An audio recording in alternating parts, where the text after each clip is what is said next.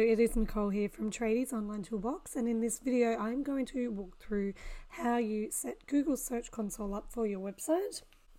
Before we start, I'd like to cover what Google Search Console is and why you do need this for your website. Google Search Console provides tools and reports that give you information on how your website's performing, and it also gives you information on the traffic that's coming to your website as well. It allows you to see what issues are there and what needs fixing on your website, offers insight to any issues that do arise. It also allows you to submit your website to the search engines as well. One of the big reasons that I like using Google Search Console is it definitely helps speed up getting your website ranked in Google.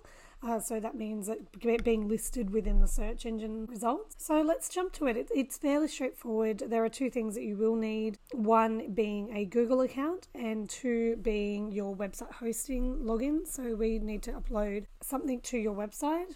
It is really simple to do, so this video will walk you through how to do that. So as long as you've got those two things up to hand, we can keep moving forward. You can find Google Search Console at search.google.com. So we're going to click on Start Now. This is where you will need your Google account, so I'm going to sign into my account. If you don't have one, you can click on Create Account and walk through those steps. However, if you have a Gmail account or if you use G Suite for business, for your business emails, you can just simply type in your email and click on Login. Once you're logged in, you may see a different screen to me. That would be because you don't have any properties set up. So what you would click on is Add Property. For me, I'm going to click on the drop down and click Add Property as well. There are two different ways to do this, which is your domain, which is your top level, or a URL prefix.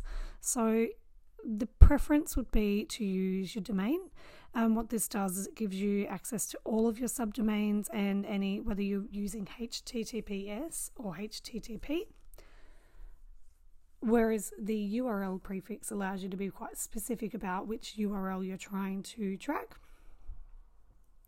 And you need to be very specific as well which protocol you're using, whether that's HTTP or HTTPS. So for this, we're going to use the domain, and we just type in our full domain and hit continue.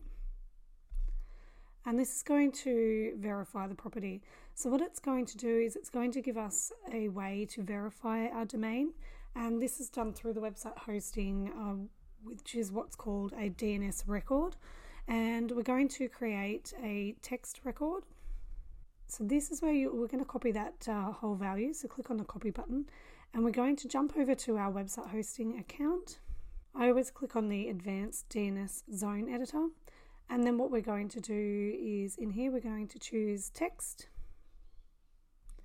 And we're just going to type in the website address in the name. So we're going to just type in, so this would be your URL.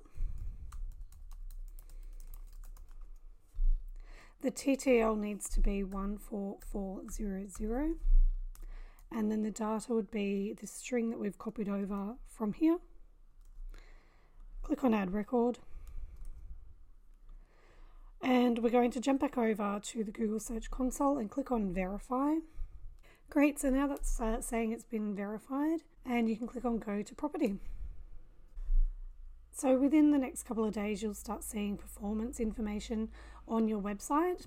It gives you an idea on the amount of clicks you're getting, the coverage, so how many error pages you have, and any issues you have with mobile usability. And that means that so when people are using on their mobile phone, whether there's any issues coming up on people being able to view your website. And there's a lot of other things over here, which I will cover in another video. But for now, if you have any questions at all, or if you need any help setting anything up with your Google Search Console or anything to do with your search engine optimization on your website, please get in touch with us at tradiesonlinetoolbox.com.au and click on the contact button, and we will get in touch with you and see how we can help you.